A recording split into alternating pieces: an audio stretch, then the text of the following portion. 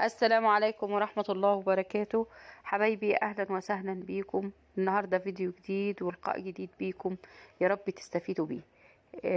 النهاردة اللي هيتابع معايا الفيديو يا ريت يعمل لايك للفيديو لو عجبه، وإن شاء الله يعجبكم كلكم، وفكرة جديدة ما تخطرش على بال أي حد في الدنيا، يعني ولا حتى الواحد بينه وبين نفسه. تاني حاجة، اعملوا سبسكرايب للقناة اللي أول مرة يشرفني بالدخول لقناتي، وإن شاء الله تعجبوا كل الموضوعات اللي موجودة في القناة. الفكرة من صينية مكسرة مخرمة، يعني هي المفروض انها صينية بيتحط عليها حاجات للعشاء وكده، بس نوعها خفيف شوية، وكمان اتخرمت واتنقدت كده من النص، وشكلها اتغير تماما. بصوا شكلها وحش جدا، حتى لو دعكتيها بسلكية وكل حاجة وطلعت منها أثر النار والحاجات دي كلها، لكن التخريم اللي فيها يخليها ما ينفعش انك تستخدميها في اي حاجة، لا عجائن ولا حاجات تحطي فيها حاجات تحطيها مفيدة. فاحنا قلنا نعيد تدويرها. هنعمل بقى فكرة رائعة ان شاء الله هتنفعك في شهر رمضان وفي كل المناسبات. فكرة جديدة محدش خطرت على باله ابدا. تابعوا الفيديو لاخر ثانية، لان كل ثانية في الفيديو هقدم لك فكرة جديدة هتنفعك وتبدلي بين الافكار. هتحس انك عندك صينية سحرية مش موجودة عند اي حد تاني. واللي عنده صينية أقوى من كده ممكن بشاكوش ويبتدي يعني يعملها بالفكرة اللي احنا هنعملها.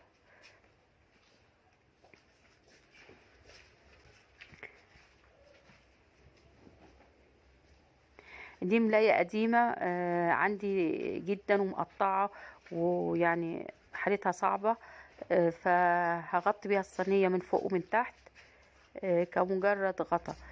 لو عندك ملاية شكلها حلو حاولي تحطي الرسومات الجميلة في النص، وبعد كده نتصرف.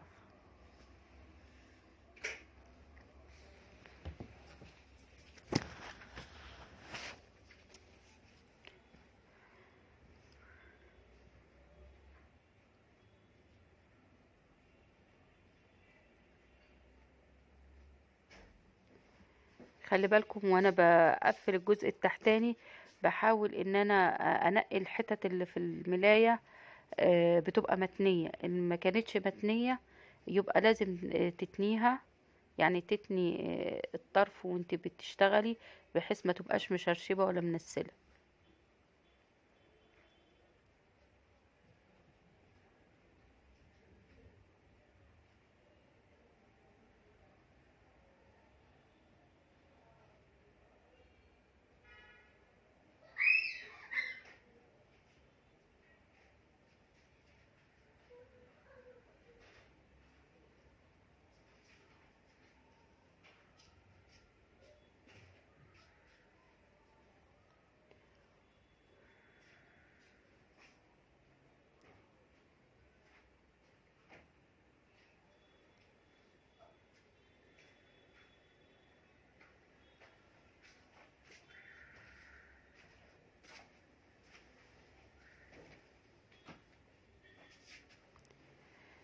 اللي عنده صينية زي دي يحاول ان هو يستفيد بيها، لان فعلا رهيبة، يعني هتطلع لك افكار كتيرة جدا ما تخطرش على بالك ابدا.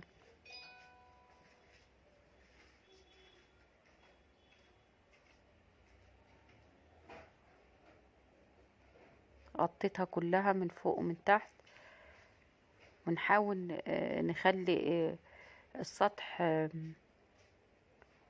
مظبوط، لان لو تحس ان الملاية مشدودة هيبقى فيه فراغ من الهواء فهتبوظ الصينية. اول حاجة الصينية لانها خفيفة فسهل جدا انك انت تتنيها براحتك وتتحكمي في شكلها. اللي ما عندوش نفس خامة الصينية يعني تبقى تقيلة ومش خفيفة زي كده، ممكن يستخدم شاكوش او زردية بحيث انه يتني الصينية بطريقة كويسة. شايفة بتتحرك معاكي اكنها حاجة سحرية كده. ممكن بقى تشكليها الشكل اللي انت عايزاه. احنا على حسب الشكل اللي هنشكلها هتطلع الفكرة اللي هتتعمل. يعني ممكن تعملي افكار كتيرة جدا هوريها لك من الطريقة دي، انك انت بتتني ال- الصينية بالشكل اللي انت عايزاه. عايزة تعمليها بالطريقة دي هتعمليها، عايزة تخليها مستوية اعمليها، عايزة تعمليها من طريقة تاني اعمليها. شوفي الفكرة سهلة سهلة سهلة، وتحسي انك زي ما تكوني بتلعبي بحتة عجينة. فاحنا كل فكرة من الافكار او شكل من الاشكال هعمل لكم عليه فكرة في الفيديو نفسه، اكن دي حاجة سحرية بنشكلها زي ما احنا عايزين، بنلعب يعني.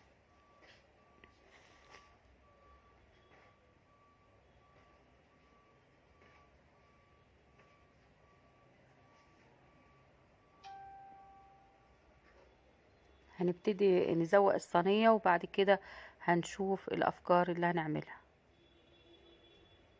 مش عايزة تزوقي ما تزوقهاش مفيش مشكلة. هي كده وهي متغطية ممكن تستخدميها استخدامات كتيرة جدا. اول استخدام انك ممكن تحط عليها الحاجات السخنة على السفرة من غير ما يعني تأثر على الازاز بتاع السفرة او المفرش، لان هي معدن مش هيجرى لها اي حاجة. ممكن تحطي عليها الاطباق كمان. آه، تبقى عندك كذا صينية تحط عليها الاطباق. سفرة رمضان في اي مناسبة من المناسبات، حتى ولو لولادك، وتحط عليها الاطباق بحيث انهم الولاد يتناولوا الاكل، وبعدين تحوش كده الصينية ما توسخيش المفرش ولا الترابيزة ولا اي حاجة. دي شراشيب بتاعت ستارة ركبتها انت، ممكن تحطي الشكل اللي يعجبك والخامة اللي تعجبك. لو هتحبي تعلقيها كرف يبقى هتحطي اي خيوط مكرمية او اي خيوط موجودة عندك، لا اما تخيطيها بالابرة والخيط لان ده قماش، او تلزقيها بمسدس الشمع زي ما انتوا عايزين. شايفين كده ممكن نعلقها ونستخدمها كرف في اي مكان في الشقة. تحطي عليه اي حاجة تعجبك.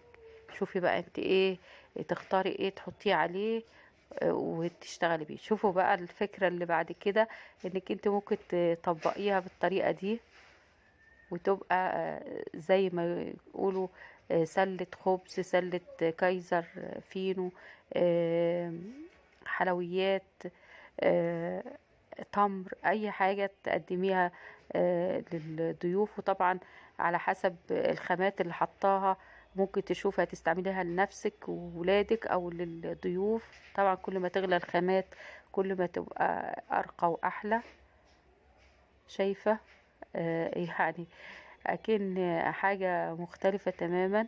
وبرضو لو زودتي التقفيلة شوية ممكن تبقى زي حافظة لأي حاجة، أو حتى شنطة لو قفلناها من الناحيتين دول هتبقى شنطة وتخرجي بيها لو تحبي.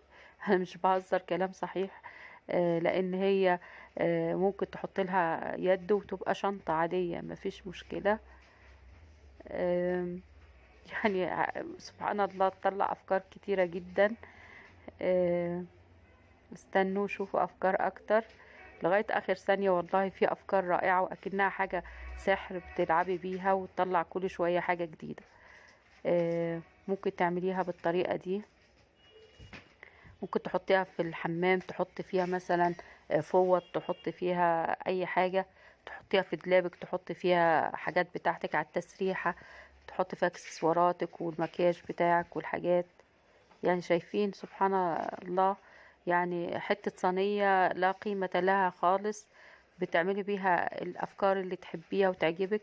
ممكن تركبي لها سوستة وتقفليها وتبقى شنطة مكياج أو اكسسوارات أو أي حاجة تعجبك يعني. انتظروا لسه في أفكار حلوة قوي هتعجبكم. أنا بصراحة منبهرة يعني. شايفين حطيتها كده يتحط في ركنة تحط فيها الحاجات كلها بتاعتك. شايفين الحاجات اللي عملناها الاسابيع اللي فاتت.